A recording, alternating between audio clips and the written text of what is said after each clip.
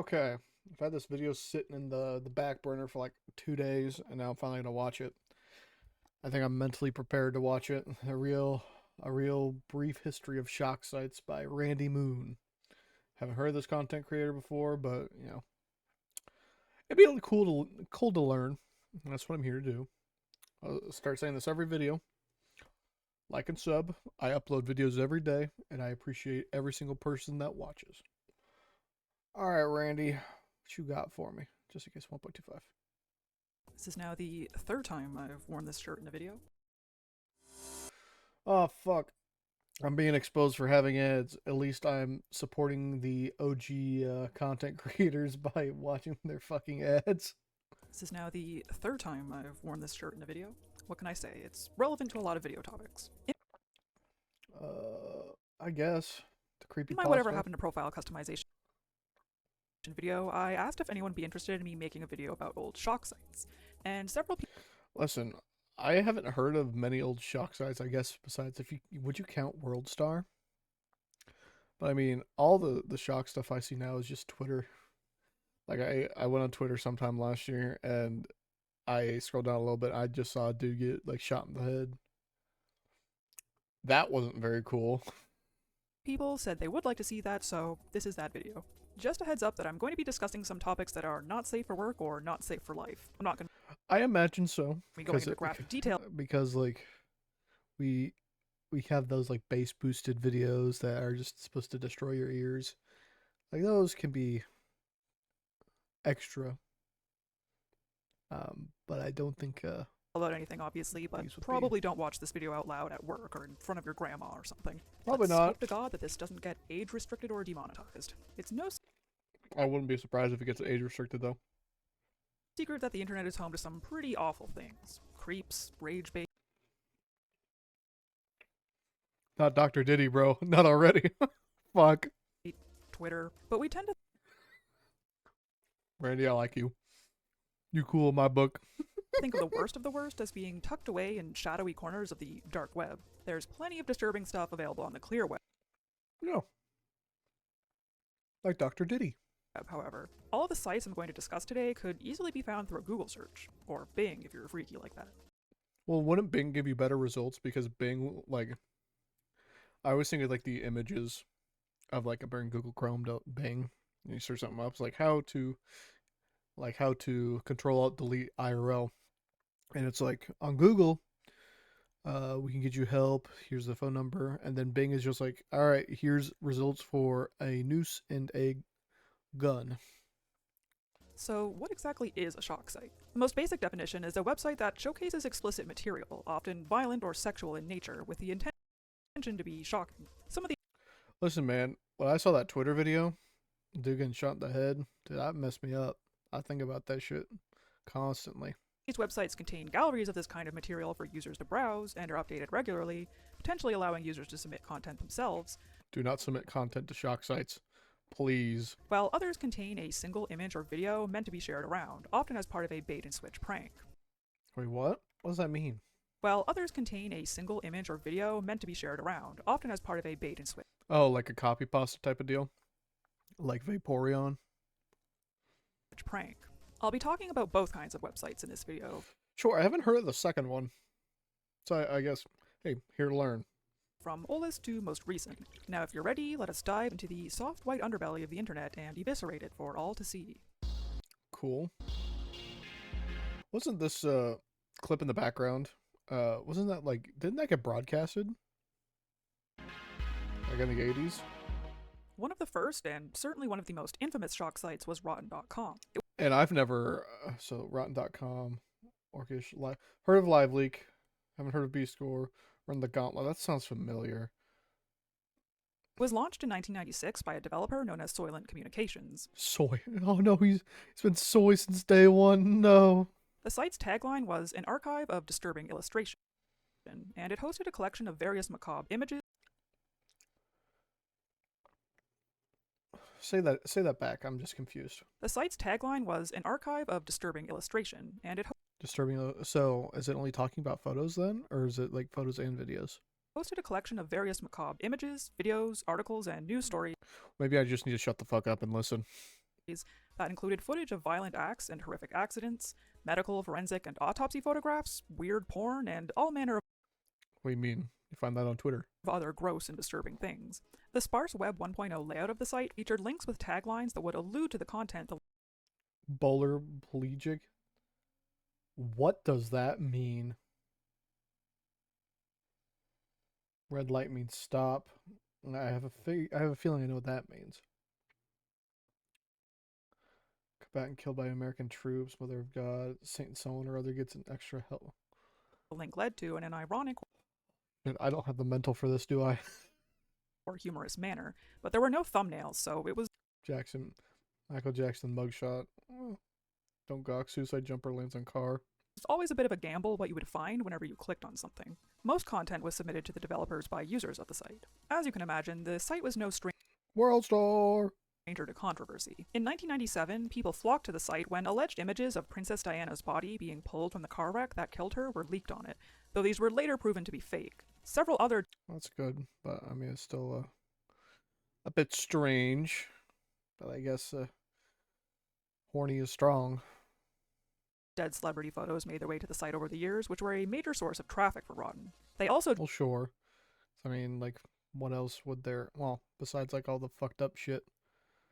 The fucked up shit being like the getting run over by a car on a Tuesday type of deal. drew criticism for posting photos from the 9/11 attacks, particularly of people jumping from the burning towers. Yeah, dude, those videos are fucking. Don't remind me, because holy fuck, those ones are a bit intense. They even received legal threats over the years, including, but not limited to, a cease and desist from toy company Mattel after Soylent obtained the domain Mattel, spelled Mattel.com, and had it redirect to the Rotten homepage, meaning people looking for Barbies were one typo away from instead seeing Tub Oh, that's so fucked up. Like, I want to laugh at that because I think that shit's clever, but holy fuck, that's fucked up. Girl, and an investigation by the FBI and Holy shit, I couldn't imagine being like a fucking mom looking for Barbies and then like boom, a guy getting his like hand chopped off. Scotland Yard into an image posted on the site that involved infanticide and cannibalism, though this too was proven to be fake. The Oh, that's good. developers proudly displayed their various cease and desist letters in a dedicated section of the website. The gruesome Is that something to flex about? I'm not sure if that's something to flex about, big dog. content and various controversies did not drive people away from the site, however. If anything, it seems it made it all the more popular. By 2001, Yeah, some controversy is needed, I guess. Soylent claimed that the site was seeing around 200,000 visitors a day. As the site Holy shit, 200,000? How many views that is? grew in popularity into the early 2000s, various spin-off sites were created. One was Rotten Library, an Never heard of it. encyclopedia intended to supplement the main site with satirical articles on various topics related to Rotten's. This is my folder, the sex folder. And then conspiracy about the sex folder. Now I'm joshing.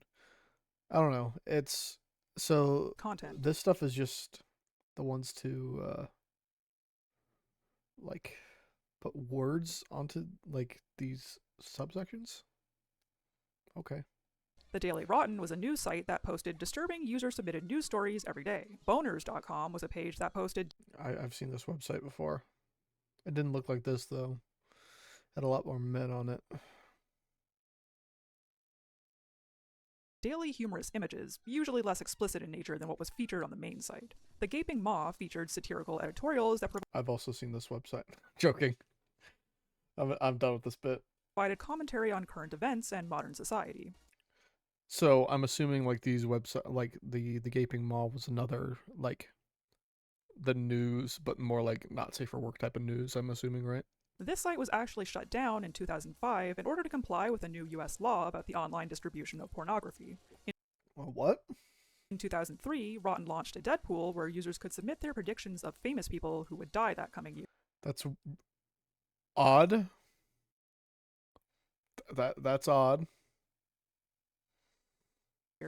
And receive points for correct guesses. It didn't count if the person was murdered, though, for obvious reasons. In 2002, they launched the Notable Names database, a website Notable names database.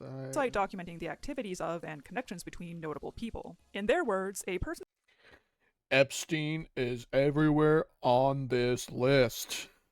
Otherwise inexplicable behavior is often understood by examining the crowd that person has been associating with. Bro thinks he's in a William Gibson novel. This Blood Widowy thinks he knows everybody. Widowy. What up, everybody? You think you're him, but you're just twice. I'm not Skibbity at all, buddy. Widowy. website is still live, but it looks like it hasn't been updated since 2021. Finally, Okay. Sports Dignity was a catalog of embarrassing or not safe for work incidents during sports games. The site even started selling merchandise as well. See, but like, this is just Twitter now. This is just Twitter now. Rotten continued to go strong until the late 2000s, when updates to the site became less frequent, eventually stopping altogether in 2012. In 2018, people noticed that the site was no longer available. It had temporarily gone down previously in 2017 due to a hardware issue, but this time it did not return. To my knowledge, Soylent has not made a statement as to why he chose to discontinue Well, I mean, it probably didn't look good on him long term for other junk. the site, but given it hadn't been updated in years, it's likely he just lost interest and decided not to renew Oh yeah, that's the thing I probably believe the most. Like, it just lost interest straight up. I think that sounds the most realistic to me. the domain, or figured trying to operate such a site in an increasingly moderated internet landscape was an Yeah. You said near 2018. What's that apocalypse stuff? Because I mean, that could probably like scare everybody. I guess I'd imagine that'd be something that scares literally everybody in the internet space. So I feel like a lot of people would go like down today if another apocalypse happened. exercise in futility. It can still be accessed via the Wayback Machine, but do so at your own risk. Yeah, it's the Wayback Machine. It's kind of funky monkey. You may be wondering why anyone would create a website full of some of the most horrible things humanity has to offer. Let me take a guess. Just for the purpose of archiving, maybe. But that's the nicest way possible I can say. But I mean, probably just like a more realistic approach is the thing in your brain, the morbid curiosity, just that morbidity. Well, Rotten tried to justify its existence by claiming to be advocating for free speech and I guess, but that's a really weird way of taking free speech. fighting against internet censorship. As I mentioned in my profile Sure, but I mean, for things to be advertiser friendly, you got to do some things you don't like, unfortunately. customization video, the internet was sort of the Wild West in the 90s and early 2000s, leading to much pearl clutching by concerned parents who implored the government to do something about There's still pearl clutching going on. Don't worry, bro. But I bet you know that. it. In 1996, the United States government passed the Communications Decency Act in an attempt to regulate online material deemed indecent or obscene. Well, the act was ruled unconstitutional in 1998. when was Online this? material deemed indecent When or was- government passed the Communications Decency Act in an attempt to regulate online material deemed indecent or obscene. While the act was ruled unconstitutional in 1997, it wouldn't be the last attempt to control what kind of material is made available online, and similar laws have been successfully passed in other countries. Well, yeah, but free. We don't do kilometers here. We do how many bald eagles per donut per 9 millimeter. According to Rotten, such attempts at censorship of the internet are impractical. We cannot dumb the internet down to a level of playground. Rotten.com deserves begin to demonstrate that censorship of the internet is impractical, unethical. Well, no, I think like I think people were trying to determine where is the line, where is too far, because if it's not like I understand there's places for not safe for work, sure, there's nothing wrong with that, but not safe for life. I think that's where I would I think where I personally would draw the line. Unethical and wrong, and they pledged to continue to serve as a haven for free speech of a most controversial Just you wait until what Rumble shows up or Kick. nature. Until 2018, anyways. I've never heard of this name for Live Leak before. Orcish. I've never heard of that before. Ogrish was another staple for shock site enthusiasts in the 2000s. Founded in the year 2000, it branded itself as an alternative news source, providing Alternate news source, huh? Okay. unfiltered, uncensored news coverage and There's nothing wrong with like uncensored news coverage, I guess. other graphic material. It featured the text Because I mean, where's the difference between uncensored or showing literally everything? I wonder where the line is.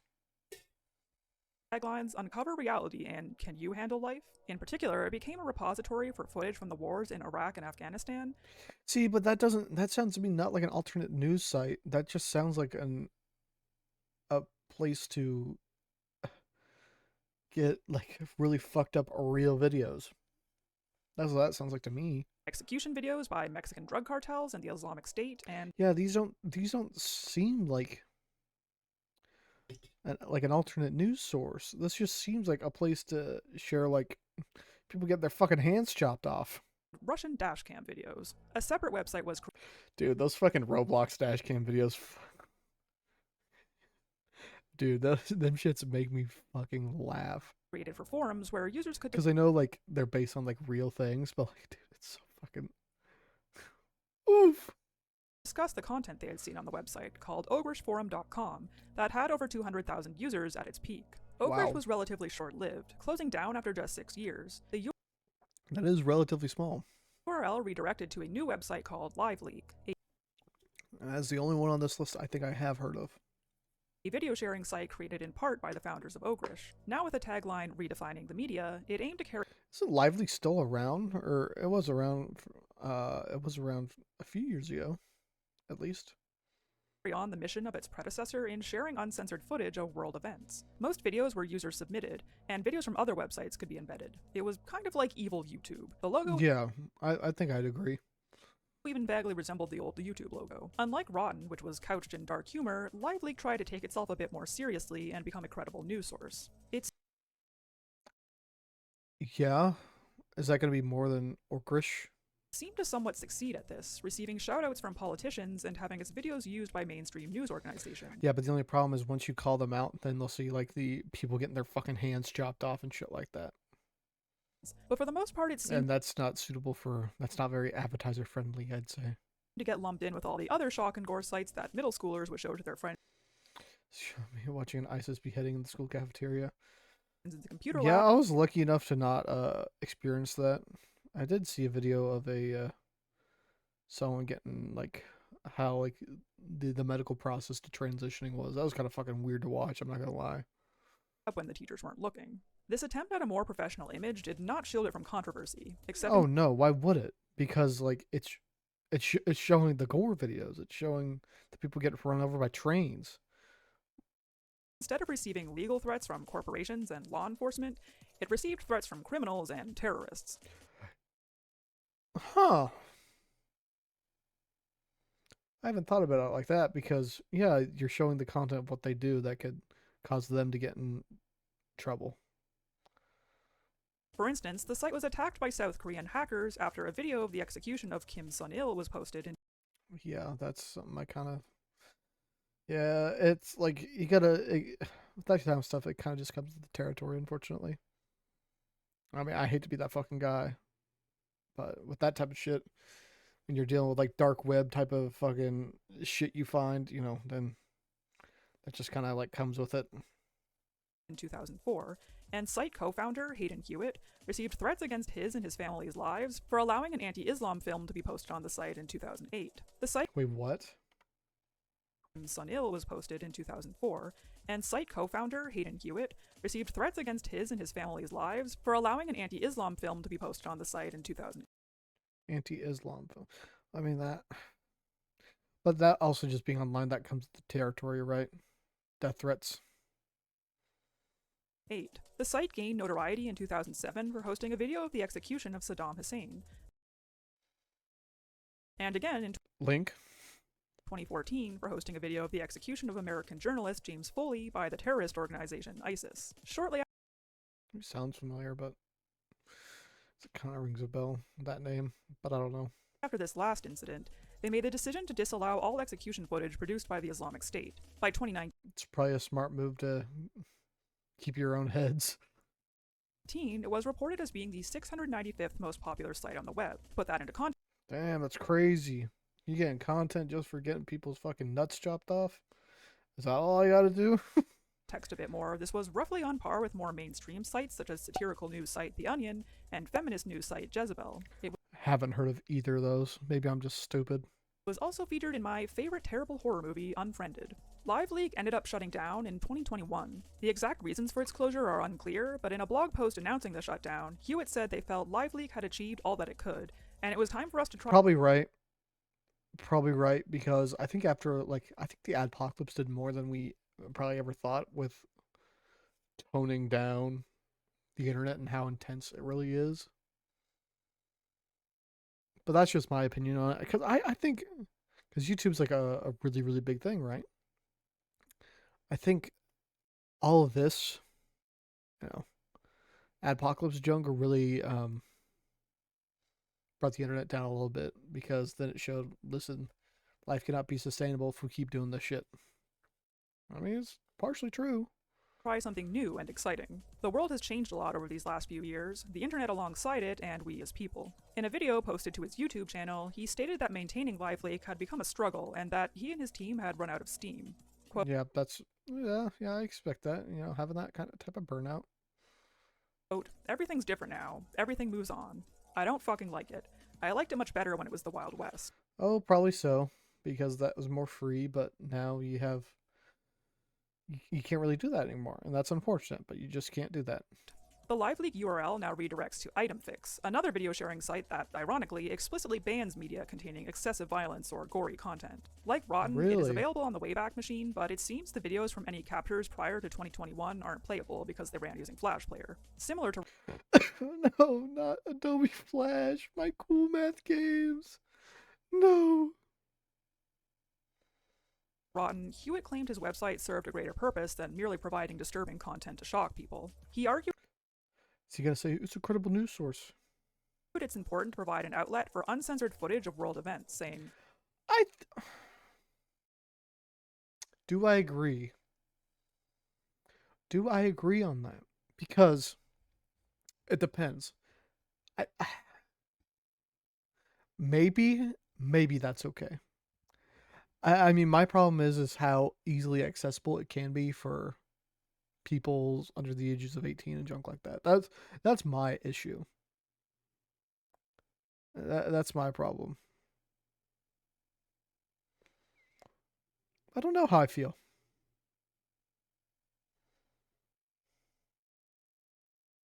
I wonder. I don't know. How do I feel? Oh, I'll think about it. Maybe. look, all of this is happening. This is real life. This is what's going on. We're going to show it. Evidently not everyone agreed with him, since several ISPs in Europe blocked the site in 2005. Next up on our list is Best Gore. This website was founded in 2008. I'm really just contemplating about if that's maybe there should be a place to upload that type of stuff. It's like, hey, this is the shit that's happening in the world.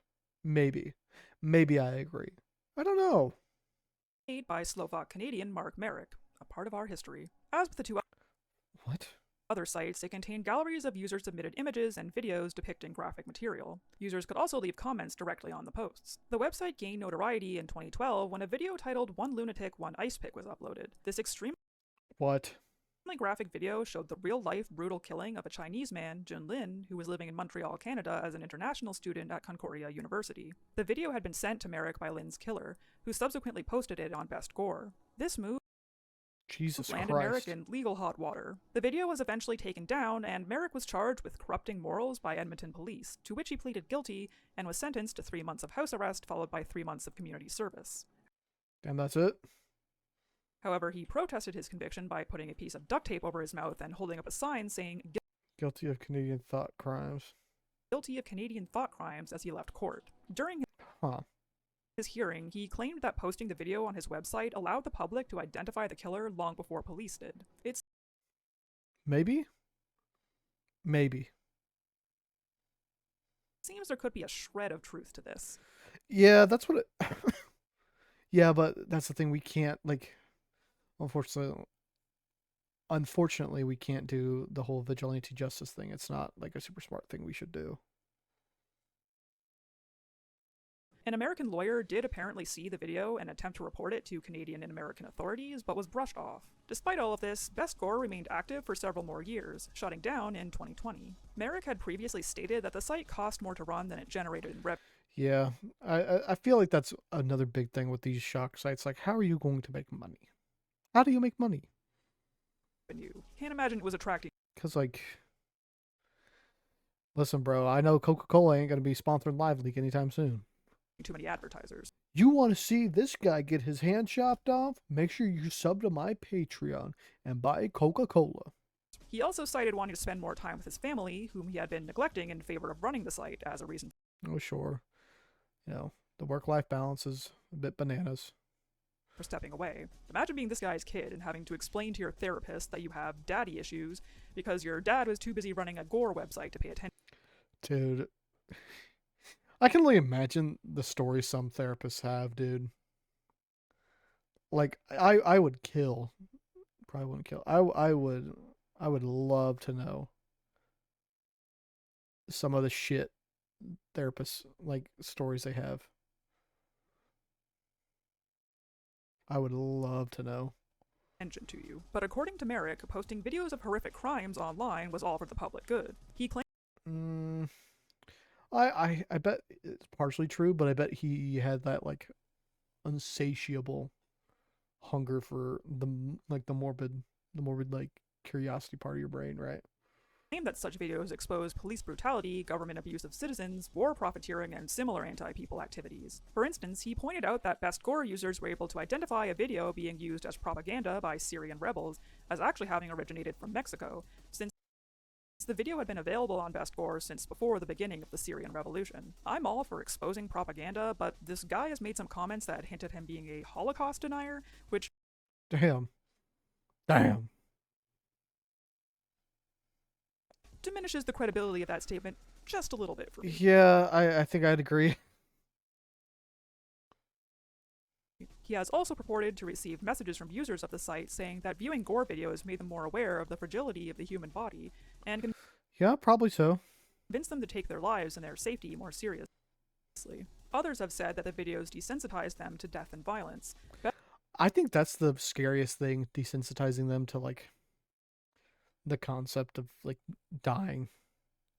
It's I know that's a common trait with, like, young people. It's like that feeling of, like, you're invincible, nothing can touch you. I don't think I've experienced that because, like, I am afraid of, like, dying. I'm afraid of death. I'm not gonna lie. And so I try to not think that I'm invincible. So I mean, I still, like, try to play my life fairly safe because I know, like, I only have one body. I got to try and take care of it at least a little bit. Better preparing them for a career in the military or as a paramedic. The Internet Archive apparently does not share Merrick's views, given they've chosen to exclude the Best Gore URL from the Wayback Machine. Damn. There's a copycat site called bestgore.fun that, as far as I can tell, is unaffiliated with Merrick and the original website, but if it's anything like the original Best Gore was, I would have to say I agree with the Internet Archive's decision. I didn't last 30 Probably so. seconds on that homepage, and I didn't even click any links or anything. Wow. That fucking bad, huh?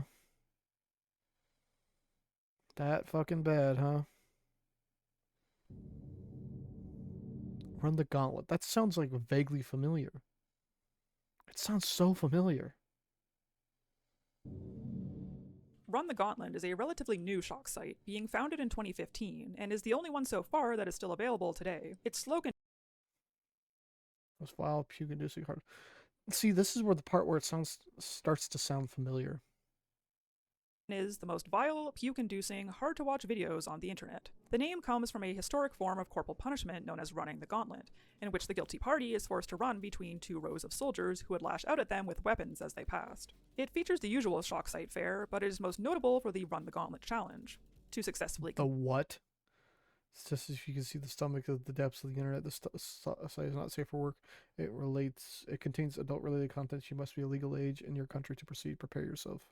complete this challenge, challengers must sit through 20 shock videos that gradually increase in intensity without being able to pause or skip them, with 5 levels of difficulty ranging from beginner to insane. The later levels include infamous gore videos such as One Guy, One Jar and Oh yeah, I have seen One Man, One Jar.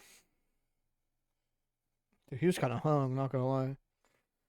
Three Guys, One Hammer. If you don't know what those are, What the fuck is that? Three guys, one hammer? You know what? I think I'm better off if I don't know. no, I won't be explaining it. If you're curious Please don't. Curious about the full contents of the challenge but don't want to attempt it yourself, Hannah the Horrible made a video going through each level, or there's Ooh, I might have to check that out. a full list of the contents available on the Screamer wiki. You don't win anything for completing this challenge, other than the bragging rights of being the biggest edgelord on the World Wide Web, I guess. You get, you know what you win? You win not being able to sleep for the next 3 months. Congratulations. If you want to do a similar type of challenge but don't think you can stomach the videos in the Run the Gauntlet challenge, the website also has a completely safe for work cringe edition of the challenge Now that sounds like up my alley. It's just gonna be TikTok videos. I got that. I'm him. I got it. with 41 videos that are hard to watch in a different way. Reaction videos to the challenge became popular on YouTube shortly after its release, and in 2022, Oh, I bet it is because like cringe is like profitable, I guess. it received a resurgence of attention on TikTok. Unlike the owners of the Yep. past 3 sites, the guy behind Run the Gauntlet doesn't bother trying to justify or moralize its existence. Well, no, I don't think there is a real way of doing that. He said he merely wanted to create a platform with gradually more extreme videos so that by the end of it, you'd seen it all and are probably desensitized to anything else on the internet. I mean, at least he's not trying to be like morally grandstandy about it. So I mean, I can't really complain on that one. So far, we've talked about websites that consist of a compilation of shock images and videos of all varieties, but many of the most popular shock sites contain just one piece of disturbing media. Throughout the 2000s, it was popular to make reaction videos to them or trick your friends into clicking on the link, Oh, is that going to be like the driving down the road and then the ghost girl shows up, or like Scary Maze game?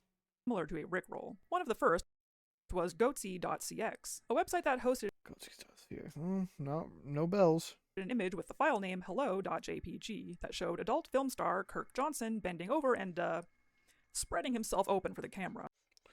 Just like me when it's Taco Tuesday and I just get home. Me went toilet. The image began spreading, no pun intended, around Usenet groups as That was fucking funny. That was good, bro. That was good. early as 1997, and in 1999, the website was established. The site was taken down, sold, and relaunched several times throughout the 2000s. In 2017, it shifted into a cryptocurrency website, offering a currency called Goatsia, Oh, not the tearing of the cheeks, bro. No. which is honestly cringier to me than the photo itself. I also feel like I remember hearing something about Goatsy NFTs at one point, but I was Maybe I'm just a boomer and I just haven't heard of it before. unable to confirm that. Currently, the website seems to be down. Next, we have meatspin.com. This That's me when I see my wife. website was launched in 2005 and featured a video of 2 people going at it, one of whom is helicoptering their dick, hence the name Meatspin. I figured it was probably that. I gotta change video. That video's over. New gameplay. While the song You Spin Me Round by Dead or Alive plays in the background. Good It shit. was taken from an adult film called T.S. Bitches. I think most people assumed the individuals in the video to both be men, but the one Too big guy. I mean, okay. doing the helicopter Get your bag, I guess, if you want to post that shit. But I mean, how does this relate to the shock site?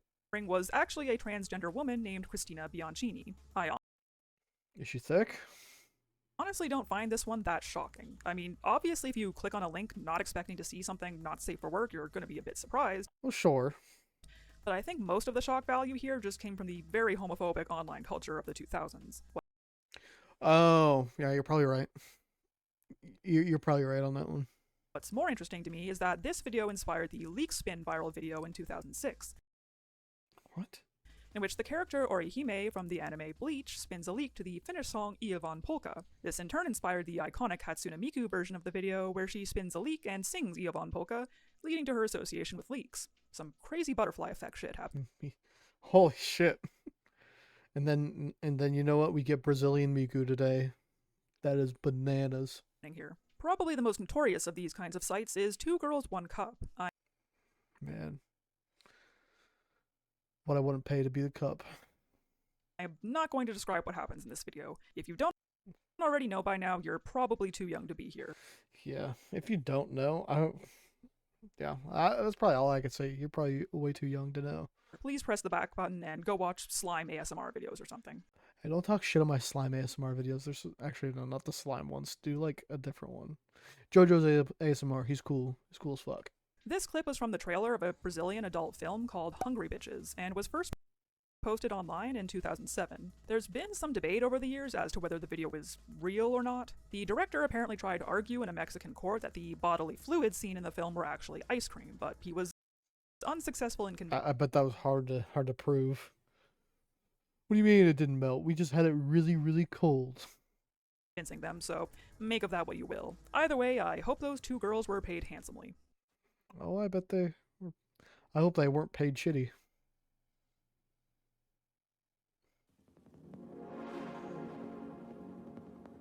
By now you might be asking, why? Why do so many of these websites exist? Why are they so popular? Probably for the morbid curiosity, the whole morbid part, That's my assumption. Because why not as well? Why do people enjoy watching this stuff? The average person has no desire to view such graphic content, and many think those who do must have something wrong with them. Yet each of the websites we've discussed have had dedicated fan bases. Well, when you look back on human history, you will actually see that people have been drawn to displays of violence for centuries. Oh yeah. I remember seeing something recently about there was this art project or whatever. This girl was in this like thing, was in this room for like 8 hours, something like that, right? But anyone could come up and do whatever they wanted to her. And I remember like somewhere like, making funny faces and then moving her arms. But then later on, it just got more and more intense. There's people like cutting her with fucking razor blades, dude. It was insane. So, I mean, I think there's a lot of like, if you don't see the person as a person, like a lot of violence will happen. So I don't know. In fact, it used to be far more prevalent than it is now. Think of Roman gladiator competitions and public executions. I don't know why people think Monster... Yeah, that's like saying art is... That's like going on Twitter and saying artists have no talent. Public execution. You're done. You were so cooked, my brother. Energy would kill a medieval child. That kid was watching people get drawn and quartered in the village square every Saturday. Our current taboos around... You wouldn't be able to survive a modern warfare lobbies. Discussing and witnessing death are a relatively recent thing, since advances in technology and medicine have allowed us to live longer, leading us to view death more as a problem to be solved than an inevitability. Despite... I wonder if that's going to be solved at one point, but then all the necessity to get stuff done in life just goes out the window. I don't know, that's a really like heavy thing to think about, so nah. Why am I tired? I think most of us still have an innate curiosity to see things that are considered taboo. I certainly sure. don't count myself above morbid curiosity. Sure. My earliest pastimes was looking at pictures of medical deformities in my dad's college biology textbook. And I turned out fine. Sure. In an article by Sue Tate, a lecturer at the University of Canterbury in New Zealand, Hold on, go back. fine. In an article by Sue Tate... Pornographies of violence. Yeah, I think... I don't know if it's people that are inherently just bad, or it's people that are just morbidly curious. I don't know. Tate, a lecturer at the University of Canterbury in New Zealand, she analyzes the various reasons people choose to use shock sites by examining the ogrish.com forums. Some do indeed watch gore videos purely for entertainment purposes. That is fucking weird. For entertainment no, you're lying. You're lying. No way. Yep. 12-hour shift at the ball crushing factory. I'm gonna go watch some gore videos for entertainment. I don't believe that part. Looking at these kinds of videos and images gives them an adrenaline rush that some have likened to a high. Oh, well, once you put it like that, sure. Sure, I get it. Similar to the feeling obtained from watching horror movies. These adrenaline junkies become desensitized over time, causing them to seek out more and more extreme content Yeah, just going down the rabbit hole, and unfortunately just getting a little bit deeper. In order to achieve that same feeling. It becomes almost like an addiction. However, there are others who claim to seek out this content for more ethical reasons. Some Okay, what are you gonna hit me with? say it's important to bear witness to the realities of our world and see Sure, I can understand parts of that, but then you'll become desensitized to it, unfortunately. past the censorship of the mainstream media, while others claim this content has helped them prepare for or deal with their own traumatic experience. Maybe. But how much is too little and how much is too much for that, you know? These latter reasons are certainly the justifications provided by sites like Rotten, LiveLeak, and Best Gore. I'm not sure I can fully get behind their reasoning, though. Most of the videos... I don't think I can totally. But maybe I'm just not like big brained or big deft enough for it. I don't know. Maybe. I don't know.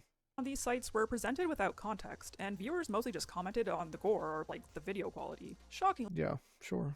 they were not having nuanced and in-depth conversations on the nature of war and geopolitics. According to one Best Gore user interviewed by GQ Australia, a lot of people talk about visiting Best Gore because it's reality, but I think that's the most believable part. Well, up there with like the morbid curiosity and, maybe like the sexual part of like seeing people die. I know those people exist. Would me seeing like if I was told by some like wizard like this, they're gonna die in some brutal way, would I go out of my way to see those videos and be like, huh, this isn't gonna be so bad once I'm used to it? Huh. Maybe. I don't think it's reality. I'm not on guard all the time. We're seeing the worst of the world, but I don't think the world is so bad. Yeah, yeah, well, regarding that, it's desensitizing yourself to the worst of the world so the world doesn't seem that bad. So I guess I understand the escapism POV. And while these videos may have helped some people, they have harmed plenty of others. Many viewers Sure. reported on the Ogrish forums being upset, sickened, or disturbed by what they had Oh yeah. No, I bet that's a large majority of people. seen, often unable to sleep due to being haunted by it. The woman in the GQ article said that she had started to limit the kinds of videos she watched because she didn't like that she'd become desensitized and didn't want to lose her humanity. And Yeah, I bet that's a very, very big fear. That'd be my fear if I was into that stuff, like just like getting lost in the sauce, you know, losing like those like primal fears. Like, oh, it's not that bad. I've seen it too much. this is not to mention the ethics of sharing a video in which someone dies horrifically to thousands or even millions of people online, captioning it with a funny title and using it for challenges and reaction videos. Get run over by a train challenge. The victims in these videos are dehumanized and objectified, with no information given about who they were. In some cases, these videos are produced and uploaded by the person who killed them. But these were That is fucking weird. That is, dude, that's crazy. real people with families and friends who now have to live with the knowledge that footage of their loved ones' final agonizing moments is floating around out there on the web for anyone to see. Dude, bro, now you're scaring me. I wouldn't want to die horribly and be like, come back as a ghost. Like, why the fuck am I still here? Yeah, your video's out on the internet. Now tons of people have seen how you die. So, I mean, good fucking luck leaving this plane. Being exploited for shock value and entertainment. So why are these websites allowed to exist? The owner of Best Gore was criminally charged, but authorities were unable to take down the website itself, and he continued to run it for years after his conviction. Well, I fear the creator of Rotten did sort of have a point when it came to internet censorship. Trying to censor online content can very quickly become a slippery slope. Yeah, and that's my problem with like YouTube. With some of the stuff recently with YouTube, like it can be a very slippery slope if we're starting to like ban content because then like the line just gets more and more blurred. I'm like, oh, it fits. Might as well ban it.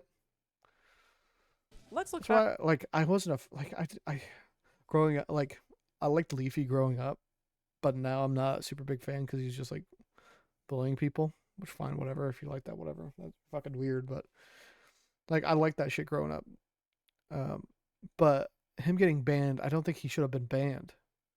Yeah, he made like a few videos on the Pokemon stuff a while ago, but then he used her in every title and thumbnail for the next like 10 videos, and they weren't even about her.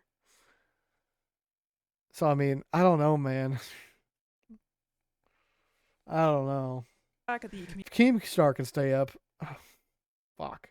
Communications Decency Act of 1996, the law that spawned Rotten.com. It attempted to regulate both indecency and obscenity online, but who gets to decide what's indecent or obscene? Yeah, with the way with old fucks that are ruling our government, I don't think they should be the ones to decide.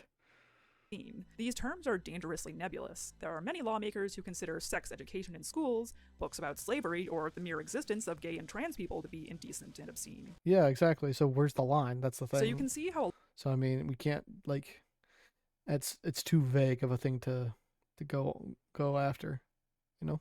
law like this could very easily be abused. There's Yeah. a reason why so many similar laws have attempted to be passed since the 90s, and most of them have been unsuccessful. Currently, the Canadian government is trying to pass Bill S210, an act to restrict young persons' online access to sexually explicit material. That Now that may not be that bad.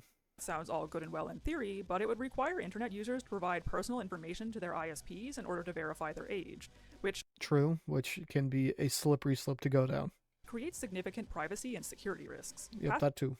Passing any sort of law that would regulate or ban shock sites would have far too much collateral damage for it to be worth it, in my opinion. Probably so. Probably so. However, we may be starting to see these shock sites phase out naturally anyway. The majority of the sites mentioned in this video closed within the last few years. The owners cited a variety of reasons for these closures, but I mean, I can't imagine it's profitable to keep up, right? ultimately I believe it's due to the changing landscape of the internet. Like I Oh yeah, no, totally. I think said that's a in the big one. profile customization video, the internet has become whitewashed, sanitized, advertiser and shareholder friendly. And I'm not sure if that's necessarily a bad thing either. Not a very hospitable environment for websites showcasing death and depravity. What do you think about shock sites? Do you think they should be allowed to exist or not? I don't know. That's the thing. It's like the one guy mentioned like these are things in the real world. We need to be able to see them. And to a certain extent I agree, but how easily it's able to be accessed by people, by young people. That's the part that like scares me the most. So I don't know. I don't know. I don't really know what I think. I don't know because in like on paper, it's not a bad idea, but implementing that idea is going to be really, really difficult. So I don't know. Were you traumatized by a friend forcing you to watch Two Girls, One Cup when Nah, bro, one man, one jar. all you wanted was to watch Sonic the Hedgehog AMVs? Let me know in the comments. Dude, Sonic the Hedgehog AMVs go so fucking hard. Don't even lie. And here's a video of my cat in case you need some Thanks. That actually made me feel better. Good job, Randy. I like that video. Very edutainment. Lots of edutainment.